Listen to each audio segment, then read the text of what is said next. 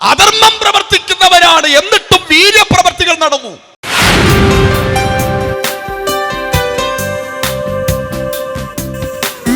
ഇവിടെ ഇരിക്കുന്ന ദൈവമക്കളെല്ലാം കാതു തുറന്ന് ഹൃദയം തുറന്ന് ശ്രദ്ധിച്ചു കേൾക്കണേ. വീര്യപ്രവർത്തികൾ അസാധാരണമായി നടന്ന പട്ടണം. എടുത്തു പറയാവുന്ന ഒരു വീര്യപ്രവർത്തി ഞാൻ പറഞ്ഞു. എന്താ? 5 അപ്പം കൊണ്ട് 2 മീൻ കൊണ്ട് യേശു കർത്താവ് ചെയ്ത അത്ഭുതം. അതൊരു സാധാരണ കാര്യമാണെന്ന് ഞാൻ വിശ്വസിക്കുന്നില്ല. അതൊരു അസാധാരണ കാര്യം തന്നെയാണ്. അവനെ ഓർത്ത് ഞാൻ ദൈവത്തിന് സ്തോത്രം പറയുകയാണ്. അവ എന്താണ് കർത്താവ് അവിടെ ചെയ്യാൻ പോകുന്നതെന്ന് കർത്താവ് നേരത്തെ തീരുമാനിച്ചിരുന്നു എന്ന് യോഹന്നാന്റെ സുവിശേഷത്തിനകത്ത് വായിക്കുമ്പോൾ നമുക്ക് മനസ്സിലാക്കുവാനായിട്ട് കഴിയുന്നുണ്ട്. അവൻ നേരം വൈകി എന്ന് പറഞ്ഞ സ്ഥലം, മരുഭൂമി എന്ന് പറഞ്ഞ സ്ഥലം, യാതൊരു സാധ്യതകളും ഇല്ലാത്ത സ്ഥലത്ത് യേശു കർത്താവ് 5 അപ്പം 2 കാമമീൻ കരത്തിലേക്ക് എടുത്തിട്ട് പിതാവിനെ അങ്ങോട്ട് വാഴ്ത്തിയിട്ട് അപ്പത്തെ അങ്ങോട്ട് നുറുക്കി അങ്ങോട്ട് കൊടുത്തപ്പോൾ അതിനകത്ത് വെളിപ്പെട്ട വർധനവ് ഒരു സാധാരണ വർധനവല്ല. ലൂക്കോസിന്റെ സുവിശേഷത്തിൽ ആ ഭാഗം ധ്യാനിച്ചപ്പോൾ ഇങ്ങനെയാണ് ഞാൻ വായിച്ചത്. യേശു കർത്താവ് അപ്പം കരത്തിലെടുത്തിട്ട് അനുഗ്രഹിച്ച് അതിനെ നുറുക്കി എന്നൊരു പദം ഞാൻ കണ്ടു. അനുഗ്രഹിച്ച് അതിനെ നുറുക്കി, അനുഗ്രഹിച്ച് അതിനെ ബ്രേക്ക് ചെയ്തു ബ്രോക്കനാക്കി എന്നൊരു ഭാഗം എൻ്റെ ശ്രദ്ധയിൽപ്പെട്ടു. ഇന്ന് രാത്രി ശ്രദ്ധിച്ചു നിങ്ങൾ കേൾക്കണം കേട്ടോ. ഈ അനുഗ്രഹം എന്ന് പറയുമ്പോൾ എന്താ? അനുഗ്രഹം എന്ന് പറയുമ്പോൾ അവൻ താഴെ, അനുഗ്രഹം എന്ന് പറയുമ്പോൾ അടിക്കടി അവൻ താഴെ കിടക്കുന്ന ഒരു വ്യക്തി ഉയർന്നു വരുന്നത് അനുഗ്രഹം എന്ന് നമ്മൾ പറയാറുണ്ട്. അവൻ നടന്ന് ജീവിച്ചൊരു മനുഷ്യൻ, അവൻ സൈക്കിളെ കയറി അനുഗ്രഹം. സൈക്കിളെ ജീവിച്ചൊരു മനുഷ്യൻ, അവൻ ബൈക്കെ കയറി അനുഗ്രഹം. ബൈക്കെ കയറിയൊരു മനുഷ്യൻ, അവൻ കാറെ കയറി അനുഗ്രഹം. കാറെ കയറിയൊരു മനുഷ്യൻ, അവൻ ഫ്ലൈറ്റ് കയറി അനുഗ്രഹം. ഇതൊക്കെ അനുഗ്രഹം എന്ന് പറയാറുണ്ട്. അതൊന്നും അല്ലെന്ന് ഞാൻ പറയുന്നില്ല. പക്ഷേ അനുഗ്രഹത്തിന് മറ്റൊരു ഡെഫിനിഷൻ കൂടെ വചനം പറയുന്നുണ്ട്. യേശു അനുഗ്രഹിച്ച അപ്പത്തെ നുറുക്കി. അനുഗ്രഹത്തിനകത്തൊരു നുറുക്കമുണ്ടെന്നും ഇന്ന് രാത്രിയിൽ കാട്ടാക്കട അവൾ ദേശത്തോട് വിളിച്ചു പറയാൻ എൻ്റെ അതരത്തിൽ ദൈവം ഒരു ദൂത് പറയുന്നുണ്ട്. അടിക്കടി ഉയരാൻ കഴിയാതെ എവിടെങ്കിലുമൊക്കെ നുറുക്കപ്പെടുന്നവരായി ആരെങ്കിലും ഇന്ന് രാത്രിയിൽ ഇവിടെ വന്നിട്ടുണ്ടെങ്കിൽ നീ ശാപത്തിലാണെന്ന് ലോകം പറയും, രക്തബന്ധങ്ങൾ പറയും. പക്ഷെ ഇന്ന് രാത്രി ഞാൻ വിളിച്ചു പറയുന്നു, അല്ലേ, യേശു കർത്താവിന്റെ കരത്തിലിരുന്നാണോ നീ നുറുക്കപ്പെടുന്നത്? അതൊരു അനുഗ്രഹമാണ്. യേശു അനുഗ്രഹിച്ചു നുറുക്കി. അനുഗ്രഹത്തിനകത്ത് നുറുക്കമുണ്ട്. ഇത് ശുശ്രൂഷയിൽ അനുഭവിച്ചവരല്ലേ നമ്മൾ ഓരോരുത്തരും. ശുശ്രൂഷയിൽ 20 വർഷം കഴിഞ്ഞ് ഇന്നും നുറുങ്ങിക്കൊണ്ടിരിക്കുന്നു. 3ാം തലമുറയിൽ വചനം ഞാൻ പ്രസംഗിക്കുമ്പോൾ ഇന്നും നുറുങ്ങിക്കൊണ്ടിരിക്കുന്നു. 2 തലമുറ നുറുകപ്പെട്ടത് കണ്ണുകൊണ്ട് കണ്ട് വിശ്വാസം എടുത്ത് പിന്മാറിപ്പോയൊരു വ്യക്തിയാണ് ഞാൻ. പക്ഷെ ഇന്ന് രാത്രി ഞാൻ വിളിച്ചു പറയട്ടെ, ഈ 3ാം തലമുറയിൽ ഈ യേശുവിനെ പ്രസംഗിക്കുമ്പോൾ എനിക്കിത് ധൈര്യത്തോടെ പറയാൻ പറ്റും.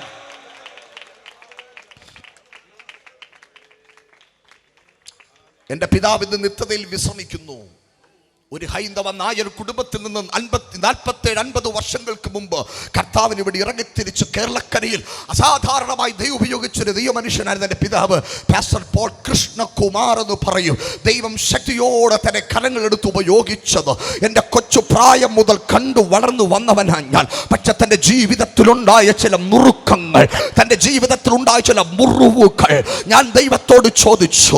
ജീവനില്ലാത്ത ദൈവങ്ങളെ ആരാധിച്ച് വന്ന കുടുംബത്തിൽ നിന്ന് അങ്ങയ്ക്ക് വേണ്ടി ഒറ്റക്കിറങ്ങി തിരിച്ചിട്ട് സ്വന്തം സ്ഥലമായ മാർത്താണ്ഡത്ത് നിന്ന് തിരുവല്ല വരെ എവിടെ പോകണമെന്നറിയാതെ ഒരു ഭ്രാന്തനെ പോലെ അവ ഇട്ടിരുന്ന പാൻസും ഉടുപ്പും ഒരു പാസ്റ്റർ കൊടുത്ത തമിഴ് ബൈബിളും പിടിച്ചുകൊണ്ട് അവർ റോഡുകളിലൂടെ നടന്ന് ആരെങ്കിലും കൊടുക്കുന്ന വെള്ളം കുടിച്ച് കിലോമീറ്ററുകൾ നടന്ന് കർത്താവിന് വേണ്ടി ഇറങ്ങിത്തിരിച്ച് ഈ മനുഷ്യന്റെ ജീവിതത്തിൽ എന്തുകൊണ്ടാ തകരുന്നതെന്ന്.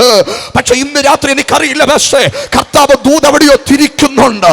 പക്ഷെ ഒരു കാര്യം ഞാൻ കണ്ടു കേട്ടോ, ഈ അനുഗ്രഹം നിന്നെ മുടിക്കാനല്ല, ഇത് വർദ്ധിപ്പിക്കാൻ വേണ്ടിയാണ്. ഇത് വർദ്ധിപ്പിക്കാൻ വേണ്ടിയാണ്. ഇത് വർധനവിന് വേണ്ടിയാണ്. 5 അപ്പമേ 5 അപ്പമായി മാത്രം ഇരിക്കണമെങ്കിൽ അവൻ നുറുങ്ങണ്ട്. പക്ഷേ 5000 കരത്തിൽ നീ എത്തണമെങ്കിൽ, നിനക്കൊരു വർധനവുണ്ടാകണമെങ്കിൽ നീ നുറുങ്ങിയേ മതിയാകത്തുള്ളൂ. യേശുവിന്റെ രക്തത്താൽ ജയമെടുക്കുക. നിനക്കൊരു വർധനവുണ്ടാകണോ? നുറുങ്ങിയേ പറ്റൂ. അപ്പൊ ചോദിക്കും, പാസ്റ്റർ എന്നും നുറുക്കമാണോ? അല്ല, എന്നും നുറുക്കമല്ല. ആ നുറുക്കത്തിന്റെ അനുഗ്രഹമാ. 10,000 ഇരുത്തിട്ട് യേശു പറഞ്ഞു, വിളമ്പാൻ പറഞ്ഞു. യേശുവിന്റെ അധികാരമുള്ള നാമത്തിൽ. ആമേൻ. എനിക്കറിയില്ല, പരിശുദ്ധാത്മാവ് എന്നോട് വളരെ ശക്തമായി ഇടപെടുന്ന ദൂതും കൂടെ ഞാൻ വിളിച്ചു പറയാ. ഇത് കൺവെൻഷനാണെന്ന് എനിക്കറിയാം, സുവിശേഷം പ്രസംഗിക്കണമെന്ന് നല്ല ആഗ്രഹമുണ്ട്.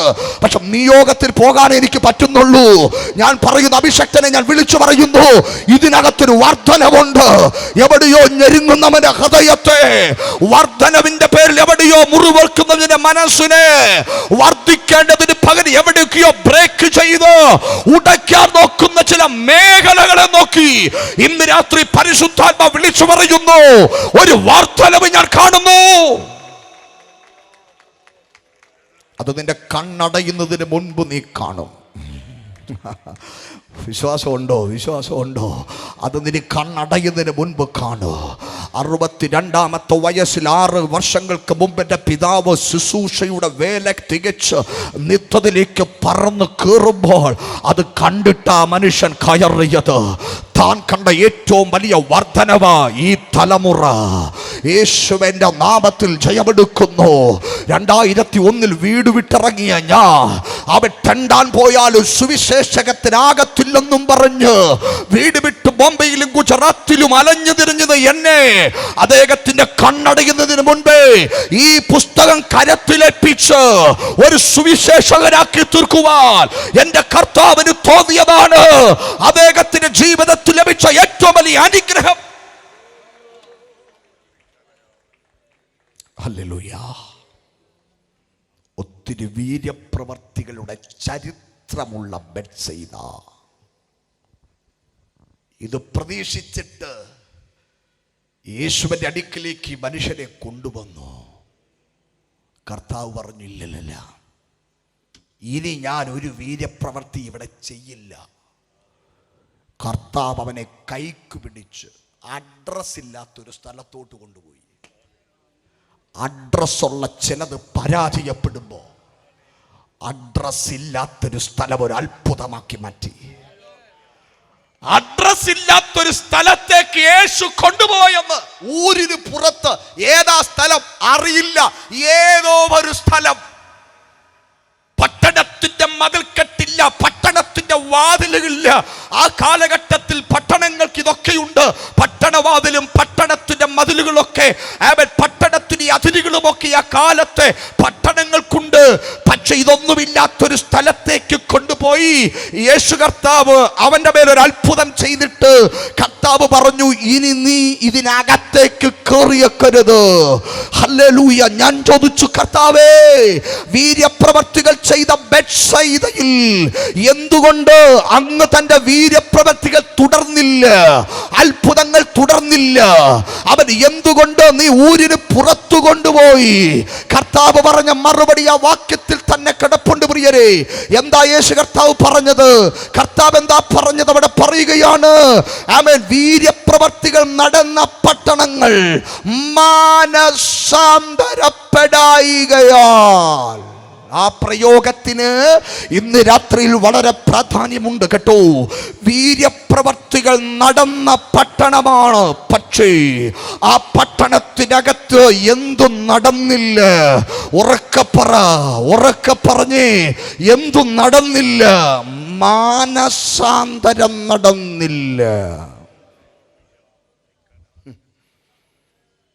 മാനസാന്തരത്തിനൊന്നും ഒട്ടും പ്രാധാന്യമില്ലാത്ത യോഗപരമ്പരകളാ സുവിശേഷ യോഗങ്ങൾ. രോഗസൗഖ്യവും കടവാരം മാറുന്നതും ബന്ധനമഴിയുന്നതുമൊക്കെ വളരെ ആവേശത്തോടെ സുവിശേഷ യോഗങ്ങളിൽ പ്രസംഗിക്കപ്പെടുമ്പോൾ അതൊന്നും വേണ്ടെന്ന് ഞാൻ പറയില്ല. അതൊക്കെ വളരെ ആവശ്യമാണ്. പക്ഷെ അതിനേക്കാളും വലിയ ഒരു ആവശ്യമായി ഇന്ന് രാത്രിയിൽ ഈ വചനത്തിലൂടെ ഞാൻ ബോധ്യപ്പെടുത്തി തരുന്നത്, വീര്യപ്രവർത്തികൾ നടന്ന പട്ടണങ്ങളിൽ മാനസാന്തരം നടക്കാത്തത് കൊണ്ട് കർത്താവ് പറഞ്ഞു, ഇനി ഞാൻ ആ പട്ടണത്തിൽ ഒന്നും ചെയ്യത്തില്ല. ഇന്ന് രാത്രി കൃപ പ്രാപിച്ച ദൈവമക്കൾക്ക് അവ പരിജ്ഞാനത്തോടെ വേദിയെ കൈകാര്യം ചെയ്യണമെന്ന് മനസ്സിലാക്കിയത് കൊണ്ട് കൃപ പ്രാപിച്ച ദൈവമക്കൾ ദൂതിന്റെ പൊരുൾ തിരിച്ചറിഞ്ഞോണോ. ഇന്ന് അകത്തു നടക്കേണ്ട ദൈവപ്രവർത്തികൾ അകത്തു നടക്കുന്നില്ല.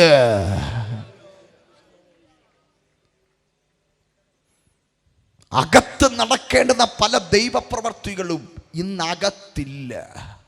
കയ്യടിയുണ്ടോ ഉണ്ട്, പാട്ടുണ്ടോ ഉണ്ട്, അന്യഭാഷയുണ്ടോ ഉണ്ട്, പ്രസംഗമുണ്ടോ ഉണ്ട്, കൺവെൻഷൻ ഉണ്ടോ ഉണ്ട്, ജനറൽ കൺവെൻഷൻ ഉണ്ടോ ഉണ്ട്, ഡിസ്ട്രിക്ട് കൺവെൻഷൻ ഉണ്ടോ ഉണ്ട്. കൺവെൻഷന്റെ പെരുമഴയാണ്. കേരളത്തിൽ പോലെ ഇതുപോലെ മീറ്റിംഗ് നടക്കുന്ന മറ്റൊരിടം ഭൂമിയിലെങ്ങും കാണത്തില്ല. ഭൂമിയിലെങ്ങും കാണത്തില്ല. രക്തത്താൽ ജയമെടുക്കുകയാണ്. നമ്മളിൽ പലരും മീറ്റിങ്ങിന് പോകുന്നത് പോലും ഇന്നാരാ പ്രസംഗിക്കുന്ന, നാളെ ആരാ പ്രസംഗിക്കുന്നെന്ന് അവൻ നോട്ടീസ് നോക്കി പേര് നോക്കിയൊക്കെയാ നമ്മൾ മീറ്റിങ്ങിന് പോകുന്നത്. കഴിഞ്ഞ 21 ദിവസങ്ങൾ ഞാൻ ഉപവാസത്തിലായിരുന്നു. ഉപവാസം കഴിഞ്ഞപ്പോൾ തമ്പുരാൻ പറഞ്ഞു, പ്രാർത്ഥന നിർത്തരുത്, ഉപവാസം നിർത്തിക്കോ, പ്രാർത്ഥന നിർത്തരുത്, ആത്മാക്കളുടെ വിടുതലിന് വേണ്ടി മാത്രം പ്രാർത്ഥന തുടരാൻ പറഞ്ഞു. 100 ദിവസത്തെ പ്രാർത്ഥന നടന്നുകൊണ്ടിരിക്കുന്നു. ഇന്നതിന്റെ 39ാമത്തെ രാത്രിയാണ്. ഞാനിവിടെ പ്രസംഗിക്കുമ്പോൾ കൊട്ടാരക്കര ഓടനാവട്ടം എൻ്റെ ലോഗോസ് ചർച്ചിൽ പ്രാർത്ഥനകൾ നടന്നുകൊണ്ടിരിക്കുകയാണ്. അവയെ പകൽക്കാലത്തെ മീറ്റിങ്ങുകളെല്ലാം വെട്ടിക്കുറച്ചും നേരത്തെ കൊടുത്ത മീറ്റിംഗ് അല്ലാത്ത ഒന്നും എടുക്കാതെ ദിവസങ്ങളിൽ ദേശത്തിന് വേണ്ടി പ്രാർത്ഥിച്ചു കൊണ്ടിരിക്കുകയാണ്. ഈ 21 ഉപവാസ പ്രാർത്ഥനയിൽ നാളെ ആരാ പ്രസംഗിക്കുന്നതെന്ന് ഞാൻ പരസ്യപ്പെടുത്താറില്ല. ആ നോട്ടീസിൽ പേരുണ്ട്, പക്ഷെ ഞാൻ പരസ്യപ്പെടുത്തില്ല. അത് പറയുന്നത് തെറ്റില്ല കേട്ടോ. പബ്ലിക് മീറ്റിങ്ങിലൊക്കെ അത് ചെയ്യുന്നതും നല്ലത് തന്നെയാണ്. അവൻ അങ്ങനെ ഒരു സഹോദരൻ, എൻ്റെ ചർച്ചിലുള്ളതല്ല, പുറത്തു നിന്ന് വന്നൊരു സഹോദരൻ അന്നത്തെ ദിവസത്തെ മീറ്റിംഗ് കഴിഞ്ഞ് പോകാൻ വരെ എന്നോട് ചോദിച്ചു, നാളെ ആരാ? ഞാൻ പറഞ്ഞു, നാളെ ദൈവമാണ്. അല്ല, നാളെ ആരാ? ഞാൻ പറഞ്ഞു, നാളെ പുത്രനായ യേശു ക്രിസ്തുവാണ്. അല്ല, നാളെ ആരാ? ഞാൻ പറഞ്ഞു, നാളെ പരിശുദ്ധാത്മാവാണ്. ഇവരൊക്കെ ഉള്ളു നാളെ. എൻ്റെ പൊന്നച്ച പിന്നെ പുള്ളി വന്നില്ല. പുള്ളി എൻ്റെ ഗൂഗിൾ പേ നമ്പർ ചോദിച്ചുകൊണ്ടാ പോയെ. പക്ഷെ ഞാൻ കൊടുത്ത മറുപടി പുള്ളിക്ക് ഇഷ്ടപ്പെട്ടില്ല.